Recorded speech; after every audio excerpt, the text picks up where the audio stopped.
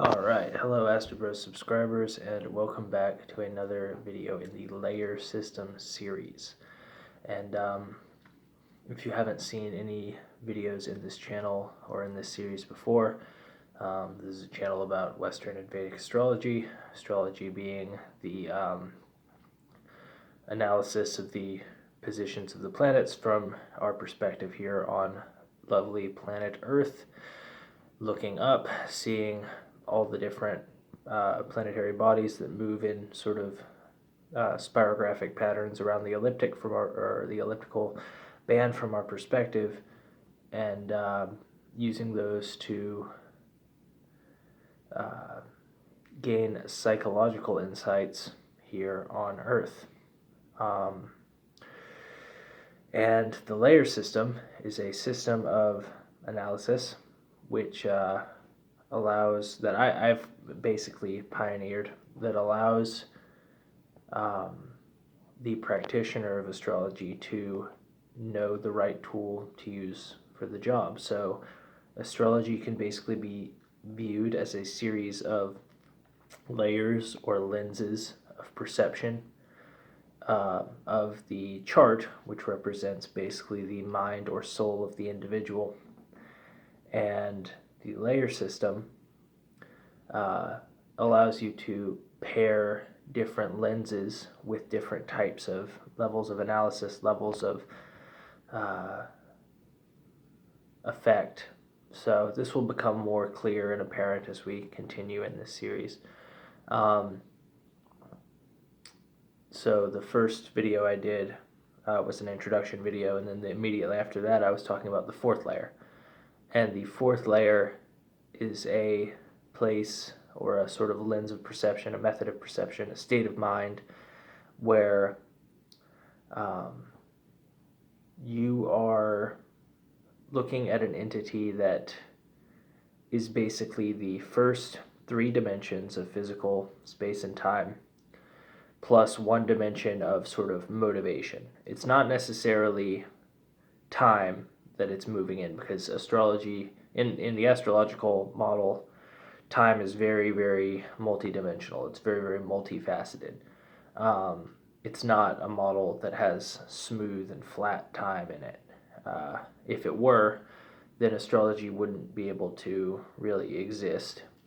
You have to understand that time is a thing that is not smooth. It has waves, ripples, things that affect, at least our perspective, our subjective perception of time has waves and ripples. As to whether time itself in some objective sense does, I don't know that there's anybody who could answer that question independent of human experience. But when you're looking at the layer system, the fourth layer, the first three layers are length, width, and depth, your basic three dimensions, and those create your three-dimensional body. And then your three-dimensional body moves about in motivated ways towards things that it wants. And that is the individual motions from point A to point B. These timeline segments are the fourth layer. And this is, it corresponds to the planet of Rahu, which is a planet that Vedic astrologers acknowledge, ancient Indian astrologers acknowledge, and Western astrologers acknowledge it too. I've done several videos on Rahu and Ketu and their sort of diametric opposition and what they mean. And it's also in Western astrology sometimes called the north and south node of the moon, or the ascendant node and descendant node, or lunar node, or that kind of thing. And the reason that the fourth layer is associated with Rahu is that Rahu is basically a head with no body. It's consumption, it's animal instinct. And if you think about what animals do, they move from A to B, not necessarily knowing why they move from A to B. They just sort of move around from A to B and, act out these timeline segments, but it's not necessarily integrated into anything that's consistent. Like a natal chart would be the list of all your wants, needs, desires, outside of your physical, like obviously you need to eat and you need to drink water and breathe air and, that kind of thing, and sleep. But the natal chart is an extra level of sort of depth to that. It's not just what takes care of your three-dimensional body. It's also, like, for instance, by looking at the natal chart, you can see what kinds of foods that you would eat, how you would sleep, where you would sleep, what kind of house you would have, what kind of car you would have to get from A to B. And this is a level of complexity that we don't see in the fourth layer, because the fourth layer is just concerned with the immediate present, like what's in front of it, what's happening next. So one way to think of the natal chart is the sum total, at least like the signs and whatnot. The signs, like if you're, and your planets, like if you're, let's say, a Virgo sun and a Leo Venus and like a, I don't know, a Libra Mercury or something. And you have this like list of attributes that was sort of given to you by, I guess, the roll of the cosmic dice or something. And this is your list of traits. This is the sort of higher structure that's going to predict all of your fourth layer movements while you're roaming around in the world. And this is why astrology is so important, because it's just like studying psychology, in that if you study psychology, one of the first things you learn is like people's motivations are hidden to them. They're not transparent. And if you were to judge what somebody's going to do based on only what you can see, you would generally get the wrong answer. So you have to understand there are these like psychological constructs that live under the surface that shape human behavior. And these are, depending on how you look at it, biologically conditioned or psychologically conditioned or religiously conditioned or astrologically conditioned. And I think all of these things are basically different ways of saying the same thing. But in my experience, astrology is very helpful, and it hasn't been talked about very much yet. But when you're looking at analyzing somebody's motivations, most of what people look at is in the fourth layer of perception. They look at the day-to-day goings on, like, okay, you went here to do this, and then you went to the store, and then you went to work, and then you got back from work, and you went and watched TV for a little bit, and whatever, and then you went to sleep. But each of those individual actions are part of a larger, more holistic sort of macro structure. And that macro structure is basically, some of the rules of it are found in the natal chart. And that's why the first layer of the natal chart, the planets and signs and whatnot, like your basic planet placements, are, I consider them the fifth layer, because they do the same exact thing that the fourth layer does to the third layer. It gives it sort of a higher purpose, a different level of complexity, and it's in a different sort of direction. It goes out 90 degrees, so it's another dimension, which is why I consider the natal chart to be a fifth dimensional construct. Now, you can see this in a lot of New Age videos and people who are sort of like, I don't know, disassociative or spiritual in their thinking. They're always talking about accessing the fifth dimension, accessing the higher realms, the astral realm. And I think this is what, I thought about that for a long time, and I think this is what they're trying to get at, is that they're trying to understand the system that predicts for their motivations, that is related to the set of all of their different wants, desires, and needs, and on a personal level. And by the way, that's something that psychology has a very hard time doing in the current model. So right now, psychology can kind of tell us, that we are evolutionarily designed creatures, that we evolved from monkeys, that we want, food and sex and basic survival and reproduction, but it can't really tell us who we are. Not really. Like, psychology has basically nothing to say about our individual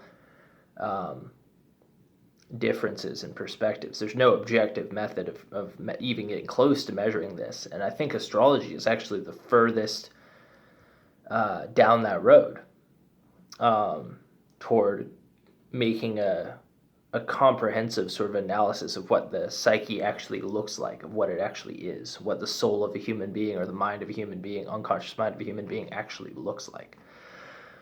So all that to say, this is the fifth layer of analysis. It's just the planets, the 7 main planets, or the 12 planets if you're using Uranus, Neptune, Pluto, Rahu, and Ketu, and the 12 signs where all these things are placed.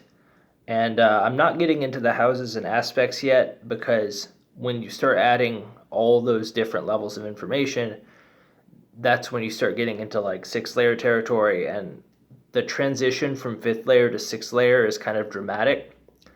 And let me put it like this. There's a reason why all the New Age people, they talk about getting to the 5th dimension, right? Like getting a sort of understanding, this pleasant sort of gnosis, but they don't talk about what's beyond that.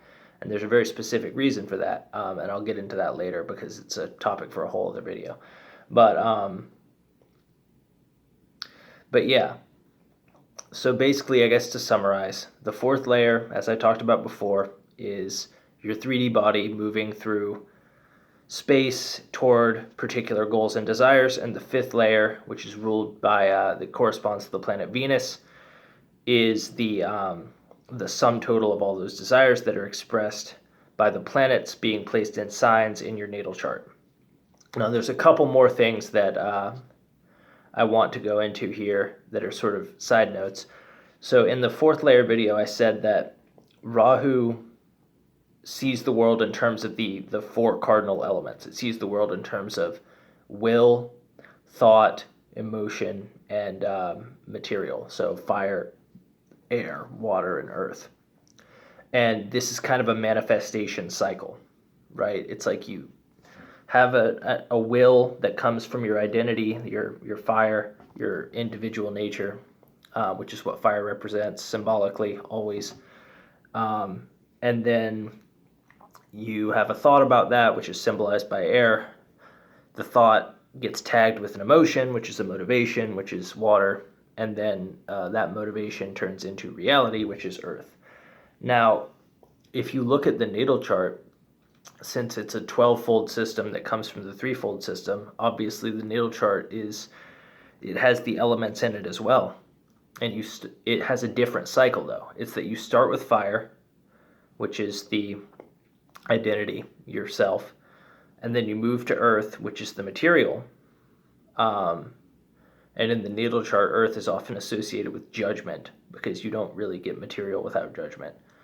And then you have the thought, and then you have the emotion. And I think the reason why this is that,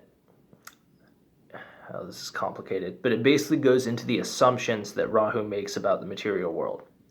So Rahu is a materialistic planet that wants to, it's not concerned with the nature of the world or what it means. It just wants to go from A to B. And if you want to go from A to B as yourself, as your fire, as your identity, the fastest way to do that is through fire, air, water, earth. So again, will, thought, emotion, action. But if you're trying to figure out the entire world and what it actually means, this is kind of like, it's kind of like the difference between a scientific and a pragmatic method. But in the natal chart, what's happening is you start with your identity, you look at the world, and then you sort of criticize it or you judge it with your sort of air and earth energy, your thoughts. And then based on that criticism, your model gets destroyed, because water is also dissolution and sort of primal chaos and breakdown of category structure. And then a new identity, a higher identity, which is the next fire sign, is born out of that dissolution. So instead of going through the Rahu sort of 4th layer analysis of things, which is will, thought, motivation, action, what you're doing is basically inverting the middle of that to where you have will, action, thought, dissolution of identity, and then a recasting into a new identity. So it's actually a fundamentally different symbolic process that you're using to interpret the landscape.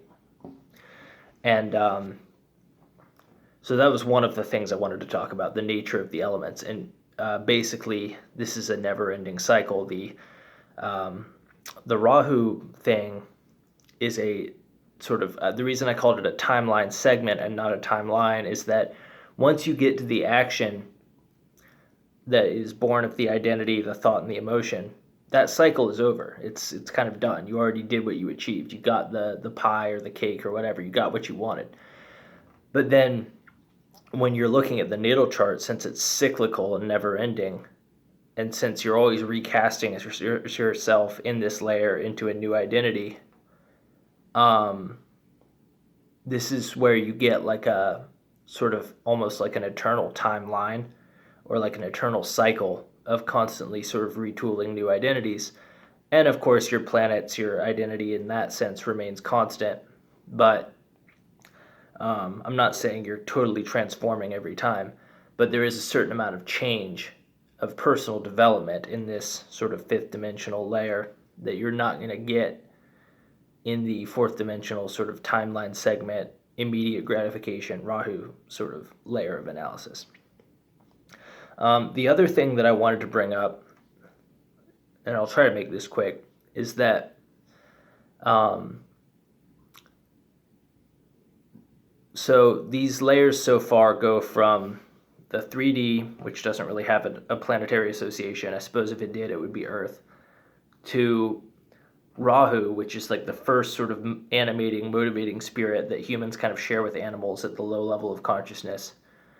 And then you have Venus, which is like the sum total of all the Rahu desires, all these like short-term impulsive materialistic desires. You get this sum total of all of that, and you start casting an identity based on your experience with your desires, I suppose. And not to say that all your identity is your desires, but we will sort of get into that. At a certain level of self-awareness, your identity is basically synonymous with your desires. Yeah, I find this really interesting that I sort of came to this conclusion about these layers of consciousness, because in the Vedic text, and I found this out after I did all this sort of analysis and thought about this system. Rahu is actually like a devotee of Venus. Rahu is like, a worshiper or an idolizer of Venus. And I found it extremely interesting that like this thing that is sort of consumptive and sneaky and wants what it wants immediately is basically the sort of, it idolizes the planet that represents like the sum total of all those desires. So that's a connection that I found that I thought was extremely interesting. But anyway, this was my sort of attempt to explain the fifth layer of the star chart, which is sort of an analysis of layers of perception and layers of interpretation of a star chart that allow you to ultimately choose the right level of perception for a job and understand, I think, the structure of the star chart in a much more detailed way. So if you understood this at all, if you like it, definitely leave a like and subscribe. If you think I'm crazy, let me know in the comments in a very specific and detailed way so I can try to be more articulate. And yeah, let me know in the comments what you think. Thanks. Till next time.